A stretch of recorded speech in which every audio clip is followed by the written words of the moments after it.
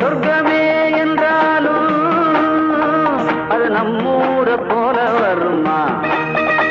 அட என் நாடு என்றாலும் அது நம் நாட்டு கீழாகுமா?